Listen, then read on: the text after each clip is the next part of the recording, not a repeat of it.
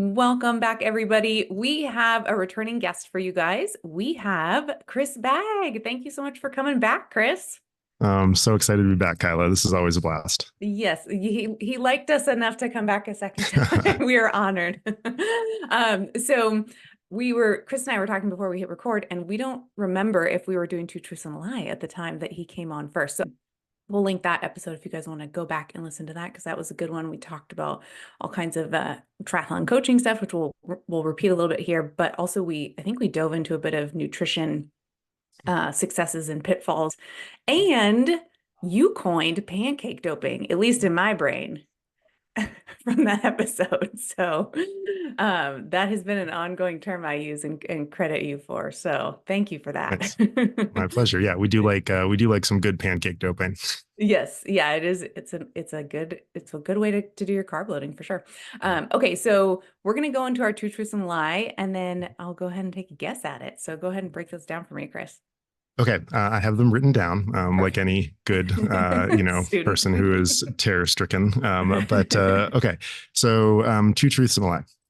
So I was once in a stage play with Kelly McGillis of the original Top Gun. She played Charlie. It's so sad that we now have to say the original Top Gun. Yeah. So I was in a stage play with her. Okay. I used to be a cook in another life, and I had a dish sent back to the kitchen that I prepared by Martha Stewart. Oh. I know, big shame. And if you would like, I can get you to write a sonnet in under 5 minutes. Whoa. Okay. These are all very good. We've never had two truths and a lie like this. Also, Yeah. your first two were very detailed. I feel like those could be true. Well, that's like one of the things when you are telling a lie, like, you got to Maybe. add some detail. That Yeah, is a key part of a effective untruth. that's true. Are you But over detailing it? Yeah.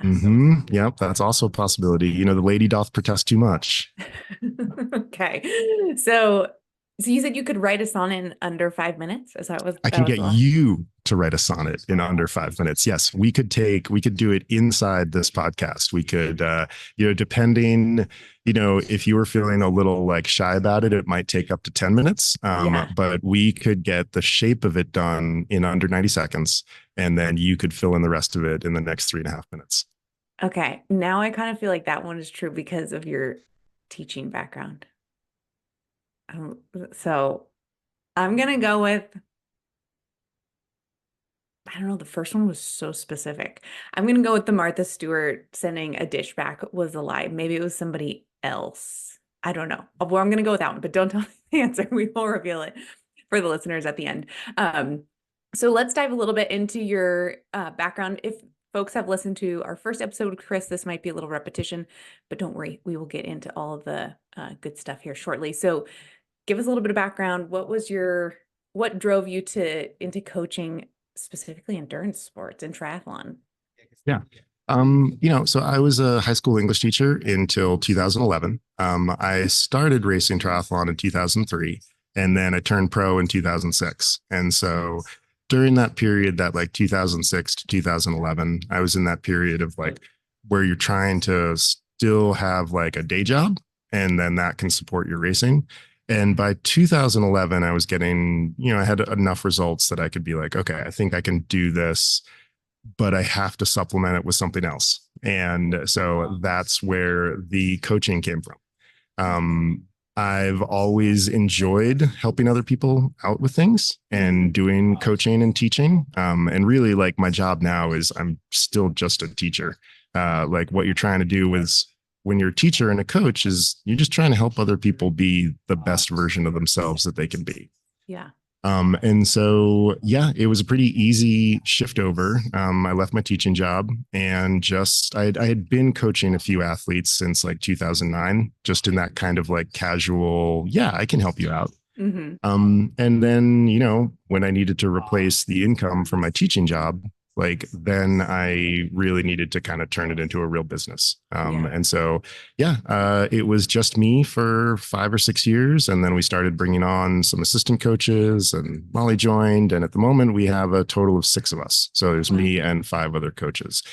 But yeah, I mean, like I love the sport and it was a big part of my life. It still is a big part of my life. I don't race professionally anymore. I hung that up in 2021. But yeah, that's kind of how I ended up here today. Awesome. I'm sure the teaching background, I mean, has a huge overlap into, and then you have, of course, the experience of being an athlete yourself, which is so helpful. Were you getting people asking you, how are you training? What are you, all of the things to get them to excel? And then it kind of transferred a little bit like that, or? Yeah, totally. Like people, you just start chatting with people at races or things like that, and they start asking you stuff, and you're like, well, here's like how I did it, but I don't think, it's going to be productive to do it in the same way Right. because everybody's different. And then eventually you start having like conversations with people and you're like, this is starting to look a lot like coaching. Yeah. And then at that point you're kind of like, well, like, yeah, I would like to help, but I also need to make it, I need to eat. Yes. And yeah, that's how that kind of happened. Amazing. And with coaching and training right now, you said you have a handful of athletes. Do you primarily do triathlon only, or are you doing other endurance-based sports? I'm probably like 2/3 triathletes and then 1/3 cyclists. Awesome. I have like that was sort of my other sport that I did at kind of a high level was like cycling and cyclocross. And cyclists do look for coaches. I found that like runners and swimmers tend to kind of want to figure it out themselves a little bit more. That's interesting. Also because like running is very simple, and a lot of Hmm. people just really enjoy the aspect of like just heading out the door for a run and whatnot. Obviously, when you start getting to a higher level, yeah, like coaching really helps. Swimmers, we've had a few of those over the year. I worked with a really cool athlete who was getting ready for SCAR, which is the series of open water swims down in Arizona. Oh, wow. And it's nuts. Over 4 days, you do something like a 12 mile, an 11 mile, a 7 mile. I think stage 4 is like a 17-mile swim. Oh, wow. And like I think you can do wetsuit or non-wetsuit, but it's a pretty cool event. And that Wow. was a really, really fun project. That's incredible. Do they have boats like coming along the Mhm. side where they can get nutrition and fluid? Yeah, that was like one of the puzzles, like of like, Yeah. well, how do you eat? And Yeah. open water swimmers usually eat like the peaches in syrup because it's like Oh, it basically just like slide, and it's so funny. Like it gets taped to the end of like a stick, and they yep. try to grab it like while they're it's so amazing. It's like one of Yeah. those little nichey things where you're just like the stuff people come up with to make their Right. endurance sport work is Yes. wild. Yeah, it really is. I had one ultra swimmer over my career, and I Mhm. remember that with the boat, and like they're not allowed to touch the boat, and Yeah. yeah, they have to like hand them. Yeah, it's fun problem solving those kind of things and when in those unique sports. So that is, yeah, that's great. Good for that person. So looking at the coaching lens here, Mhm. do you want to share with us a little bit about what like your coaching philosophy is? Yeah, I mean, you have this question in your rundown, and I've been thinking about it like all morning, um, because it's a tough one, right? Like, the answer a lot of people are going to throw at you is like, well, you have to like suit your instruction to every individual athlete, and that's true, but like that's kind of so reductive that it's not really a philosophy. So Mm-hmm. I'd say that like there's like 3 pillars of what I do, which is like the first one is effective training. And so Hmm. like the training just has to work. There's so many athletes out there that get a coach or get a training plan and eventually they find themselves satisfied with like a plateau.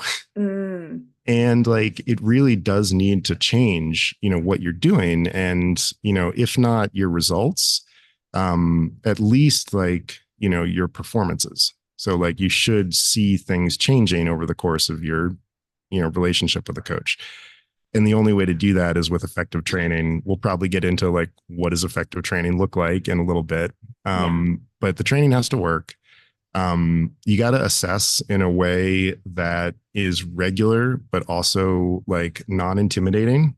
Hmm. Like we've pulled almost all of the words test out of our built workouts because like athletes see the word test and like they like a good number of them just kind of lose it and they start thinking that it's like a referendum on who they are as an athlete. And really like a much better term, I remember I might have even like not even sure where I heard this, but checkpoint is a much better way to like talk about it because Mm. really, you're taking athletes on a progression Hmm. and an assessment is just a snapshot in time. Yeah. And there's so many different ways to assess fitness. Hmm. But you really got to know what's happening for your athlete. So like that's the second one is some sort of regular but non-terrifying assessment program. Hmm. And then the third pillar is refinement and communication. And like the only way, like a coach athlete relationship is like any relationship in your life. It lives and dies in the quality of the communication. Hmm. And so like you got to be talking to your athletes regularly. You have to respond to their workout comments. And you just have to know them. And Yeah. because like as much as I wish that I and my coaches wrote perfect training plans, like we don't. Yeah. Like every training plan is a guess. Like Mm. it's a Hmm. guess that you arrive at through knowing your athlete. Yeah. But then the reality is always, something in between your guess and what happens in the real world.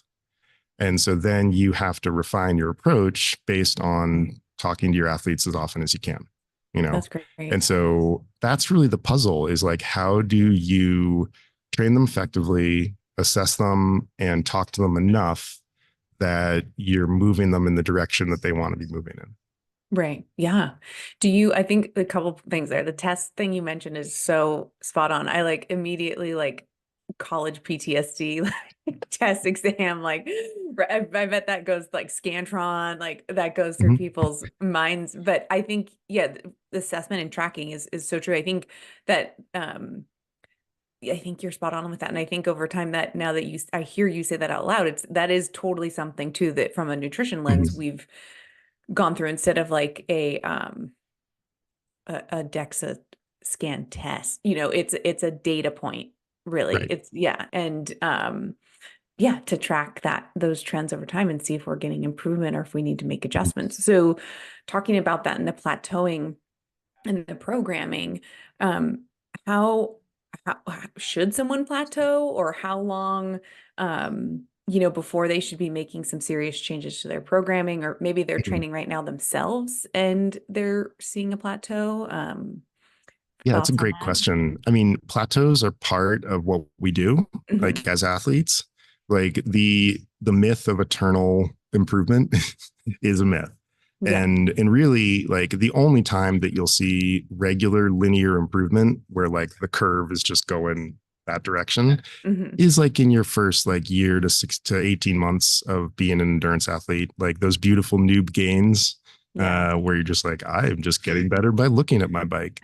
Um, but eventually that stops. And then it should look more like the stock market. It Hmm. should be like a period. Well, I mean, stock market in like a ideal world Hmm. where there are regular plateaus and then things go up a little bit, but there's also corrections. Like there have to be times when you rest Hmm. in order to, actually get, be able to keep moving. So, the like warning signs I would say are like if you go through like a racing season and let's say we're talking about an athlete who mostly does 70.3s Hmm. and it's an athlete who last year their races were mostly in the like 510 to 530 range depending on the course and conditions and all that stuff. Hmm. If they come back the next season and have had what they thought was an effective off season, but they don't see any changes in their performance that year, that's a sign like, okay, something really needs to change. Like, and it's very rarely that like the coaching or the training is bad. It's usually that like your body has accommodated those particular stresses. And so, Mm. like, if, all last year, most of your training was like sub threshold stuff, and then you come back this year and you're doing sub threshold stuff, like you're just going to get what you have. And so you need to, that's part of the assessment thing, is figuring out like what has changed. And how do we continue that changing, or what is Right. staying the same, and how can we fix it? Mm-hmm. Triathlon is just a really funny puzzle, because you are trying to improve, 3 sports at the same time. Yeah. And that's, you can never do 3 improvements at the same time. Like, one sport is almost always going to be in kind of a maintenance paradigm for wherever you're at.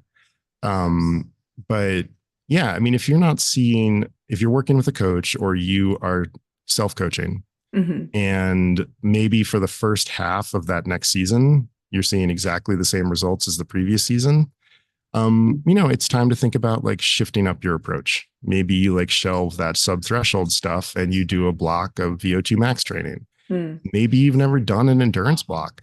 Maybe you've never done a real endurance block where you spend 8 weeks really focusing on volume and you don't do much hard training. And like, that's something that can really shift the needle.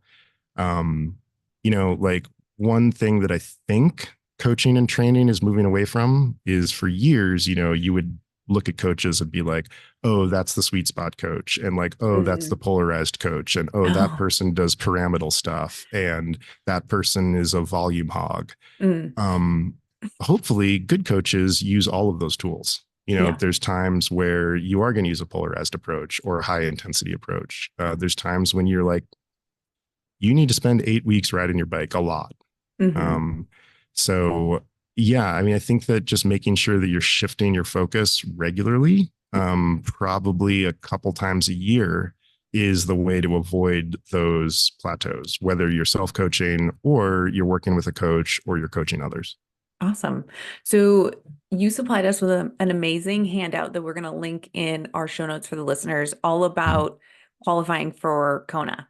So thinking about that, maybe an athlete that comes to you that wants to qualify for Kona, how soon before said Kona should they be?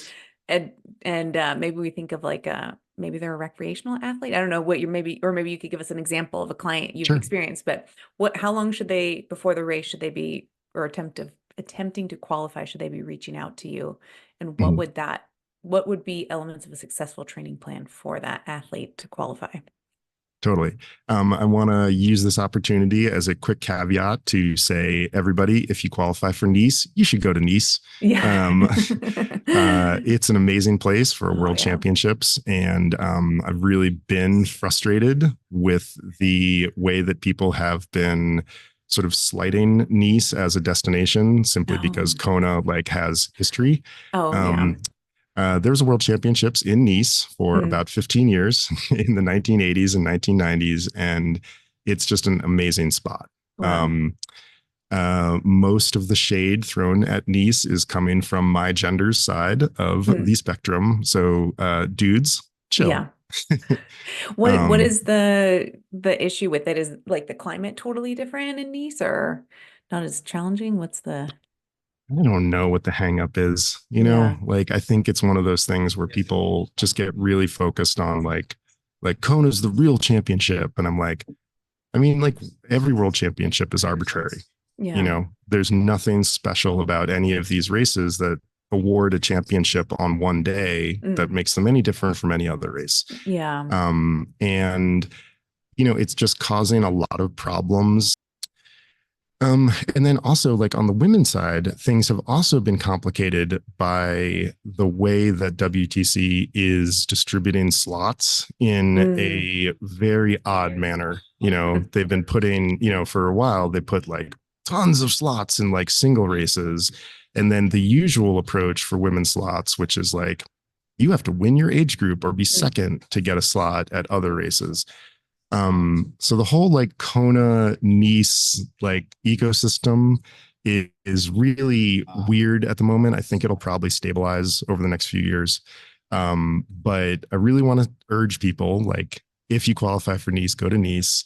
The reason, and that's a big part of the handout and the guide, is saying that At the same time, I understand that, people are really thinking about Kona. Hmm. Um, so if you want to qualify for the World Championships in Hawaii, it's alternating every year. And so this year, it's the women are in Kona and the men are in Nice. Do I have that right? No, the men are in Kona Oh, and okay. the women are in Nice this year. Yeah. So if you're a woman and you want to qualify for Kona for next year, Mm. and you are like in that position where you're thinking about qualifying, which means you're probably in the top 20% of age Hmm. groupers, Hmm. you need to be thinking about starting that training now. Mm. You need about a year of pretty high volume training. Like I would say that the average for age groupers is around 20 hours a week to Okay. qualify for Kona. Again, that's been thrown into a little bit of disarray with the slot allocations, but Mm. a lot of athletes that I know are like, yeah, like, sure, it seems like I can get a slot a little easier, but I still want to be on the podium of my age group. And it's Right. like, okay, cool. So let's focus on that goal. And then what you're trying to do is you're never trying to aim for the podium. You're trying to change an athlete's physiology so they can compete for that top 5 spot. Hmm. Everything else is just like what happens on the day.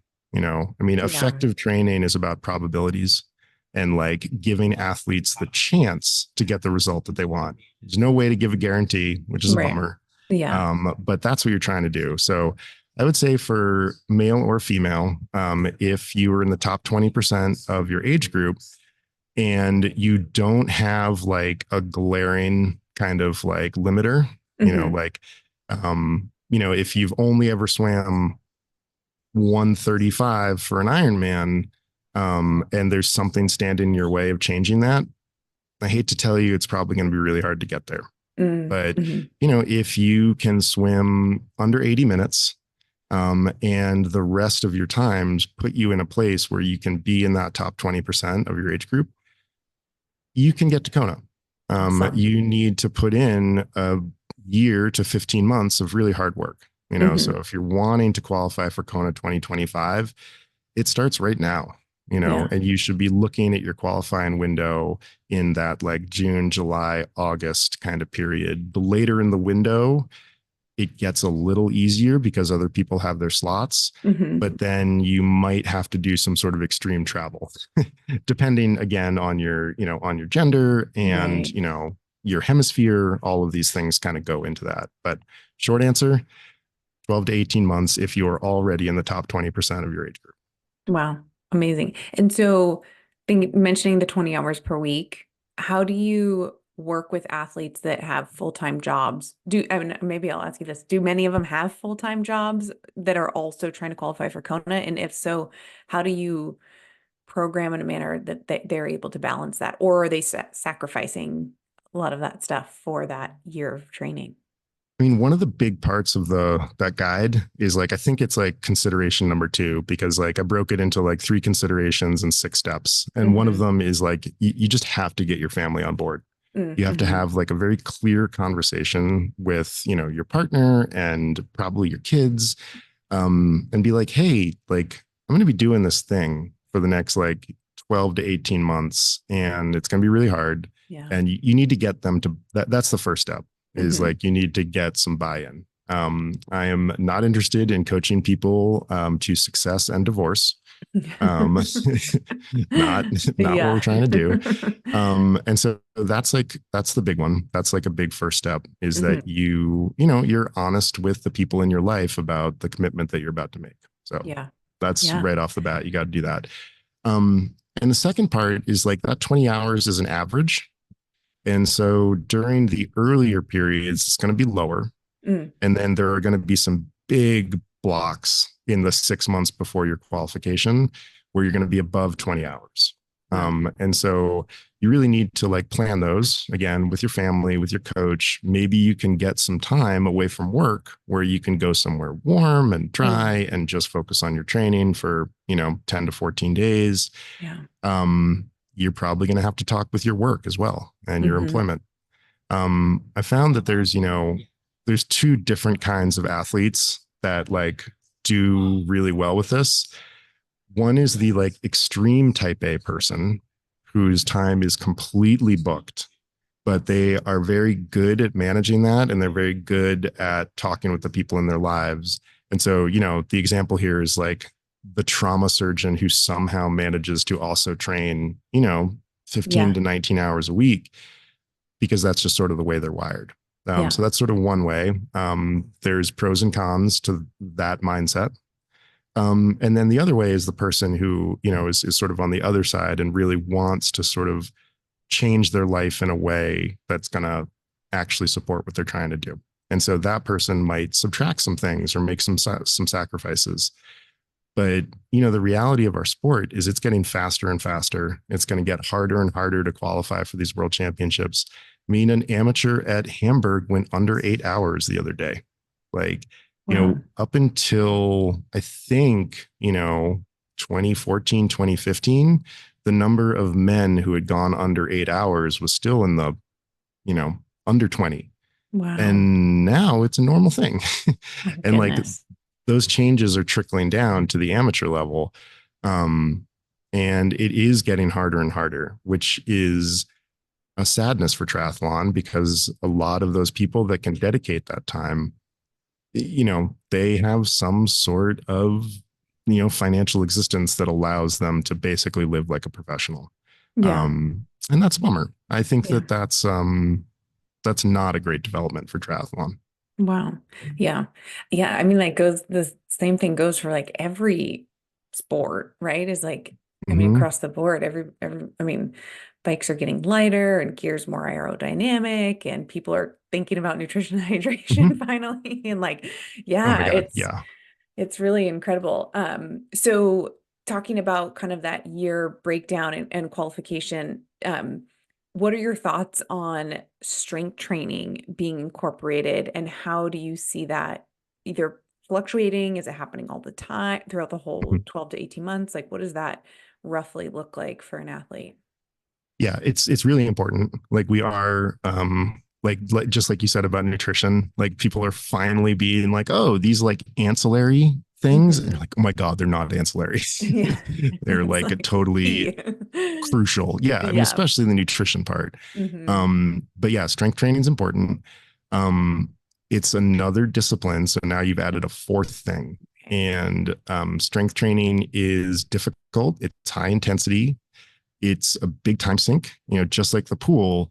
You got to get to the gym, you got to do the workout, you got to like take a shower afterwards if you're going back to work and stuff like that. So it's a challenge. What we tend to do is like the big bulk of the strength training happens in the off season and the early season, Hmm. because that's really when you can change your physiology. Hmm. Strength training and endurance training do not go well together. One is catabolic, endurance training breaks you down. One is anabolic, it's about breaking down and building up. Hmm. Um, and the other problem is that endurance training will attenuate the signals from strength training. So, like, I'm sorry, everybody, if you go lift in the morning and then you do a recovery ride, after your workout, after your lift, you have washed away most of the work of your strength training. So Mm. now we throw in another wrinkle that it's like, okay, the strength work has to be the last workout of the day. Mm. So it goes into this thing. I usually tell people triathlon is a logistical challenge rather than a speed challenge, because even at the highest level of the sport, no one is going very fast. Yeah. You run a 2:36 marathon at Boston, you're in the top 1500, Hmm. but you're not winning. Right. And if you run 2:36 in an Ironman, you're winning. Mm. And then on the women's side, if you run a 250 at Boston, you're a good amateur. Hmm. 250 in an Ironman, you're Annie Haug. Wow. So, but you got to do that strength work. So we do a big block of it in the winter, Mm. probably the first third of the season. And then it kind of backs off to like maintenance training. So maybe just once a week. Mm. And then we do have to keep shifting the focus. So you might do a heavy period and then a mobility period, Mm. because your body will just get used to the movements. Yeah. But yeah, Awesome. totally, totally important. big early season focus, and then maintenance basically through the season. Great. That's awesome. And with the strength, do you guys program the strength itself, like the Mhm. workouts and all that stuff as well? Amazing. Yep. Yeah. I mean, most endurance coaches are sort of okay at that. Hmm. We have the benefit of one of our coaches, Adam Goulet. He's a chiropractor and a strength and conditioning guy. And Wow. so usually, like I'm generating the programming ideas and then running them by him and being Gotcha. like, hey, do you think this is, good idea, bad idea? How should we change this? And Yeah. he's a really helpful resource for that. I'm a swim smooth coach. I'm swim smooth Mhm. certified, which is like Okay. a really big part of my sort of coaching background. Hmm. And yeah, I mean, I think that, if you don't understand your athlete's swim technique, I mean, this has been a big thing with Fiona, with one of the professionals I work with is, fantastic athlete, like absolutely world-class engine.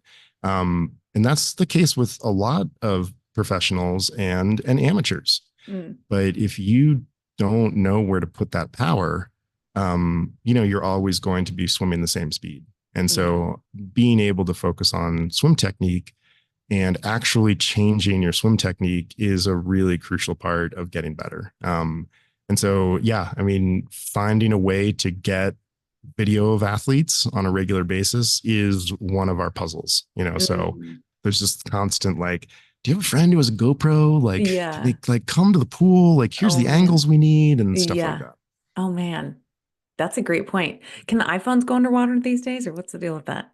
They can't without a case, but Oh, there are some waterproof cases. And so, yeah. yeah, I mean, we have this like toolkit of an email that's like, best case is a GoPro. If you don't have a GoPro, like, here's how to do it. And, that kind of thing.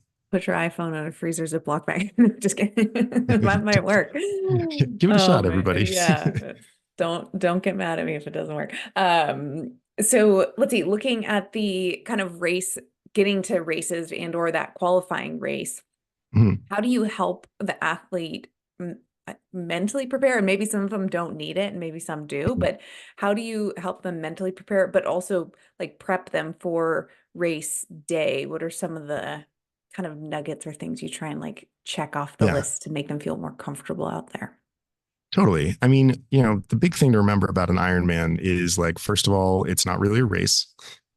Like it is a long aerobic endeavor that you do near a bunch of other people, and there just happens to be a list of finishing order at the end of it. But it's rare that you're ever going to like actually be racing somebody else. It's getting a little more common, but Mhm. the races are so long that the gaps get so big Yeah. that getting out of that racing mindset, which is hard because 70.3 is a race. Mm. Like that is becoming just basically double Olympic at this point, at most levels of the game. So I'd say the big thing that I talk to athletes about, doing well at Ironman is that nothing should be a surprise. Like the way that you approach the whole thing, like the swim should be a mostly relaxed endeavor, even Hmm. at high levels, with an unfortunate burst of speed at the beginning. The way that we swim the swim leg of a triathlon doesn't make sense from a performance aspect. Mm. Like any extended effort, you should build your effort as you go. I mean, we could just, we could have a talk with everybody in triathlon and be like, why don't we just take it easy, Yeah. everybody? Roll Not going to out. happen. Yeah, exactly. Yeah, yeah. Like, let's be neutral until like Yeah. 2K. Not going to happen. So like you do have to get their bodies in a place where the effort for the day is like totally accomplishable. Yeah. If we're talking about like lactate testing and like the intensities that we get from that, you do your entire Ironman around that first lactate turn point. Mm. Like basically just the threshold from recovery to endurance or whatever you want to call it, easy to moderate. Yeah. And that's one of the confusing things about triathlon is you look at professionals who are going what seems to be very fast, Right. they're still just hanging out right around LT1. Mm-hmm. What's amazing is that, for the women on the bike, their LT1 is like 3.6 watts per kilogram. And for men, it's 4 watts per kilogram. Wow. And that's bananas, Yeah. So, for a lot of the men, their LT1 is like, 300 watts, 320 watts. Like that's pretty significant. Mm-hmm. So you have to like get athletes in a place where they have the confidence that they don't have to race Mm-hmm. and that they can swim at a moderate effort, they can ride at a moderate effort, and they can run at a moderate effort. Regardless of how well you execute it, the last 10 miles of the run are always going to be, a 10 out of 10. It's just going to be so hard Mm-hmm. because of the accumulated fatigue, because of what you've done to your body that day. There's really no way to avoid some dehydration. So you're going to be feeling those feels. And a really well executed Ironman is 5 out of 10, 5 out of 10, 5 out of 10, 5 out of 10. Oh my God, 10 out of 10. And then it just gets super hard. So Yeah. mentally, you want to get your athletes to understand that those long days when they're out doing their training, that's really, really important. And that those are the days that really move the needle. Your long ride and your long run, it's not about like doing the distance. Like if you're like, oh, I just need to be able to ride, for 5 hours and then I don't need to do my long ride again. Mm-hmm. That doesn't make sense. Yeah. Your long workouts are doses. Like it's a dose response model. And so you just need enough doses of those workouts that then you feel confident that you can execute what you're doing on race day. Preparation leads to confidence. Yeah. Confidence leads to performance, and so if you can have those talks with your athletes and be like, we're doing all the preparation work, the mental side generally begins to take care of itself. Yeah. If it doesn't, usually that shows up in a race. And then you need to sort of unearth what's going on, like what is Yeah. happening in that athlete's like psyche, basically, that is causing them to short circuit their own performance. Maybe they just feel like they need to race at the beginning of the bike and then they go too hard. Mm-hmm. That's the biggest mistake that I usually see is just riding too hard for Yeah. the first, 50, 60K on the bike. Mm-hmm. But yeah, that's kind of the way that I would say that we do that mental stuff is first, like it should just be normal. And then if it doesn't work, then you need to start figuring out like, what do you believe about this that is causing you problems? Right. Yeah.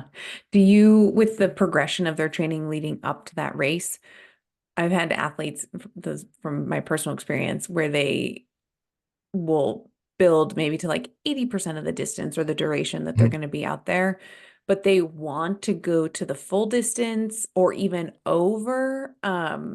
Thoughts, experiences with Yeah. this? Yeah. The line that I always come back when I hear that is that workouts aren't rehearsals. Um, and athletes really want them to be rehearsals. Hmm. Like there are times where some of the workouts will sort of approximate what we're doing. But oh my God, like if you're prepping for a marathon, don't run a marathon. This changes again for the 70.3 distance because like, a lot of people in their training for half, their Hmm. long run is probably might be longer than 13 miles. Their long Hmm. bike will certainly be longer than 56. Mm. But oh my God, for Ironman, no. Mm. One thing we will do a lot, and this is something that is, this is not our idea. This is a very old idea.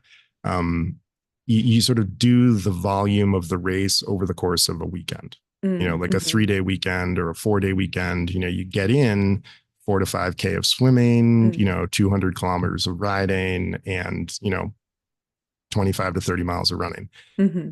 If you block that out over a few days, you're getting the training you need. But oh my God, running 26 miles is really hard on your body. Yeah. And you want to save those bullets for race day. So yeah, like I don't think I do much. It's rare that I have somebody run longer than 20 miles for an Hmm. Ironman prep Yeah. because it's not about single days. It's about the volume that you accrue in whatever your microcycle is, whether that's like, 5-day microcycle, 7, 10 days, that kind of thing. Awesome. I think that's, I'm sure, helpful for a lot of our listeners to hear I hope too. so. Workouts aren't rehearsals, people. Yes, yeah. And I think there is like the mental side of it, certainly from what I've heard from some, like what I've a cyclist, and yeah, he just like wants to do really long, hard rides like Mhm. every week. And he mentally feels like that makes him prepared, but certainly I think his body is getting pretty beat up. So that takes me a little bit to nutrition. What are your kind of thoughts around nutrition, or maybe some of the bigger nutrition issues you see athletes run into on race day? Okay. Well, yeah, this is where I get nervous because this is your bailiwick. So I hope I don't mess this up. I'm not going to judge you. Thank you. Wonderful. I mean, I think the biggest, there's a bunch of big mistakes. The first one that I see the most is not like practicing nutrition all the time. Mm, Like, our sports, our endurance sports do have a body composition problem. mm, Like it's a sad part of endurance sports that there is this kind of like hangover about like being light and being lean makes you faster. Um, and like it doesn't get borne out in, the actual performance. Like, mm, the things that make you faster are training and recovering from your training. Like, you should never do a workout that you can't recover from. And nutrition is a big part of that. yeah. So one thing that you see people doing a lot is they skimp on their training nutrition Mm, because they have this sort of like belief that like, okay, I'm going out for this long ride. I can like skip my fueling and like I might lose a few pounds. And I'm like, yeah, but you're also going to be like effed for like 3 or 4 days after that, because you're sending your body these like terrible mixed messages. hmm And then this is compounded by if they don't practice their nutrition and training, they get to race day and they're trying to eat, 100 grams of carbohydrate an hour and get in 40 ounces of fluid an hour. And they're just, their body rejects it. And Yeah. there's many different ways that your body can reject nutrition.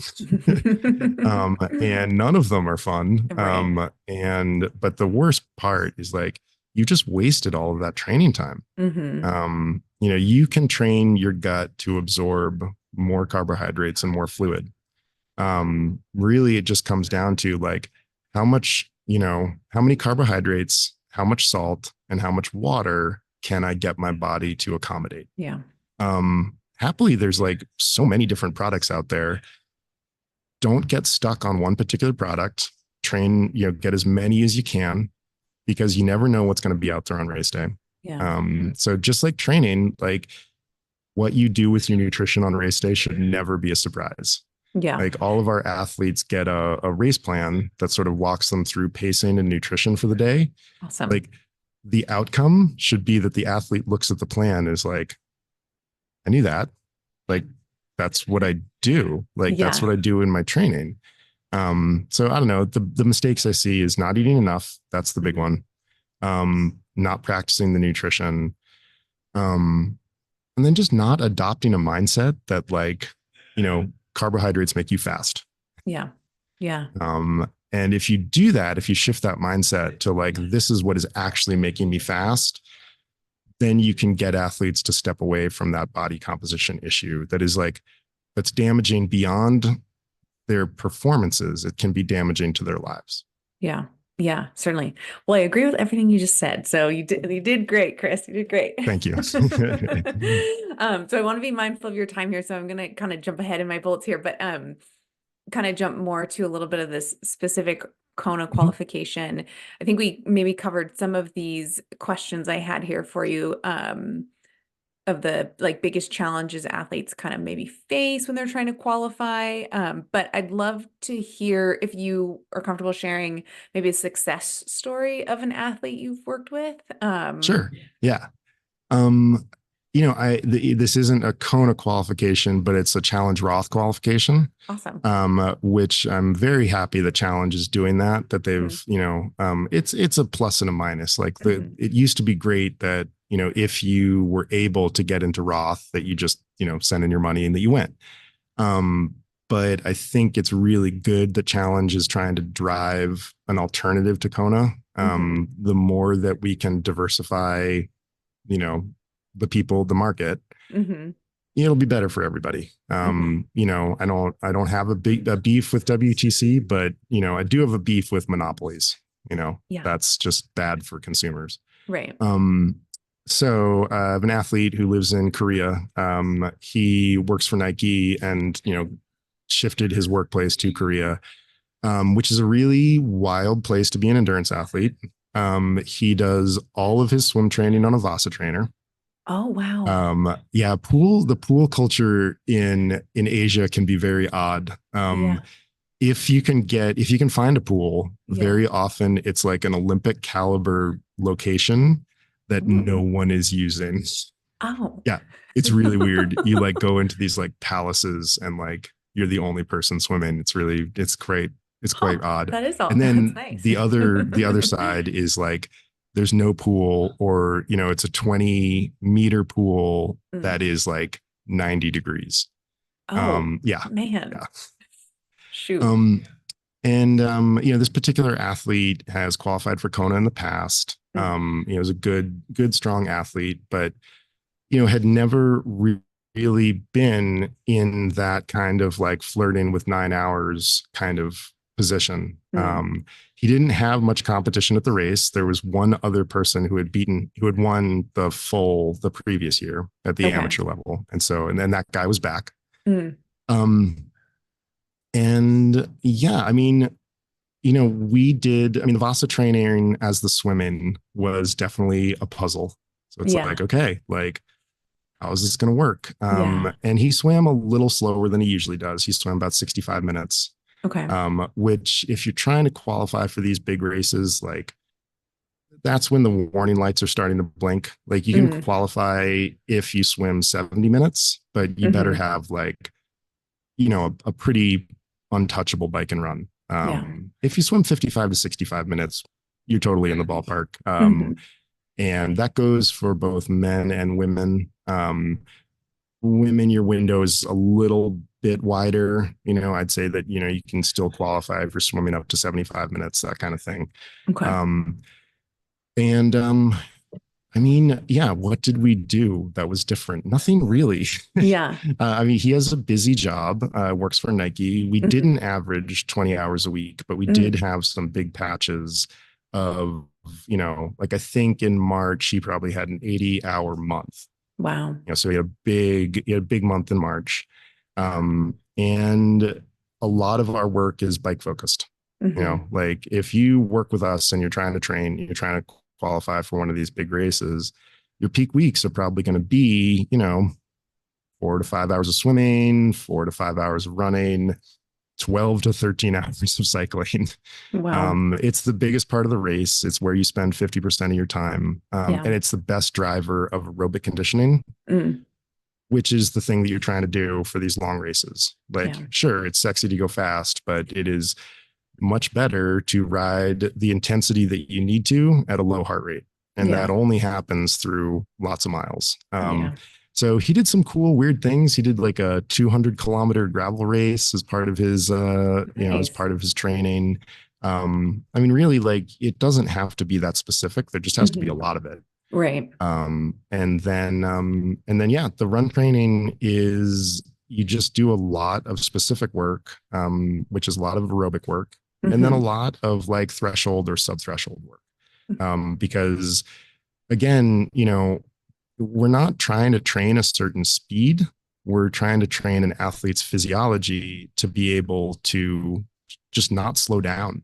Right. Like that's what you should be doing for Ironman. It's not about going fast. It's about slowing down the least. He won the age group race. He was he was like, I think 5th in the pro race. Wow. So he sent me a text. He's like, oh, it would have been a nice little payday if I was racing pro today. And yeah, got a 905, so like Amazing. that was a good one. I'm really stoked for him about that. Oh, that's His awesome. wife also won her age group race. It was like really cute picture of them like on the Oh, podium together. They're both yeah, going to Roth together. It's like that's great. so sweet. That is awesome. So, okay, so since we're getting near time here, just a reminder Mhm. for our listeners, we will link Chris's handout and his information in the show notes here, but his six simple, well, simple but not easy steps to qualifying for Kona or Nice potentially. I guess you could use the same tactics. And then let's see, before we find out where people can find you and follow you, we have to figure out these two truths and a lie. So you told us that you once were in a stage play with Kelly McGillis, the original Top Gun, and then used to be a cook in another life. And Martha Stewart sent a dish back, and that you can help me write a sonnet in 5 minutes. I thought the Martha Stewart dish situation was a lie. Which one was it? You're correct. Yes. Yes. I did work at a fancy restaurant, and Martha Stewart was one of our patrons. But she didn't send back one of my dishes. My great cooking shame is that I had a dish sent back by Jean-Georges von Richten's daughter, like Okay. one of the most famous French chefs in the world. Oh, Yeah, that was no wow. bueno. I got in What a lot of trouble for that one.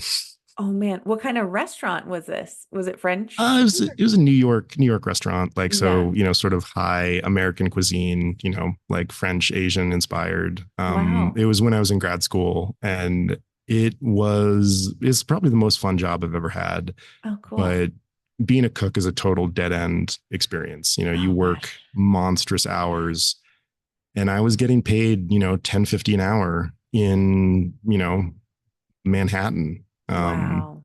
And back then, restaurants didn't pool tips for the cooks, so like the Oh servers were man. making like $400 a night, and Yeah. so yeah. But Yeah. it's fun. Shoot. Wow. Yeah, my father-in-law was a chef his whole life from France. And yeah, his insane. No holidays off ever, like 12, 16-hour days, like on your feet all day. I don't know how he did it, but he's finally retired. So tell me about this stage play situation. Yeah, so I used to be an actor. That's what I trained for in college. Oh, And cool. my first job out of college was at the Shakespeare Theater in Washington, D.C. I discovered pretty quickly that I really like academic theater. Mm, I prefer rehearsing over performing. mm. And so this was the last play of the season, and Kelly McGillis was the lead character in The Duchess of Malfi, which is a very bloody John Webster play. Okay. John Webster came a little after Shakespeare. Have you ever seen the movie Shakespeare in Love? I think so. It's Okay. been a minute. There's a little boy in it who likes feeding mice to cats. I don't Is know that if you you? remember this. No, no, that's Okay. but Shakespeare at one point is like, you're a curious little boy. What's your name? And he's like, John Webster. And Uh, so like the all the theater nerds get the joke that okay. like, oh, here's this like, like very mean little boy who enjoys torturing Yeah. animals. He Yeah. grows up to write these like horrible revenge tragedies. Yeah. And yeah, Kelly McGillis was the Duchess of Malfi, and I was, like second spear carrier, third executioner, that sort of thing.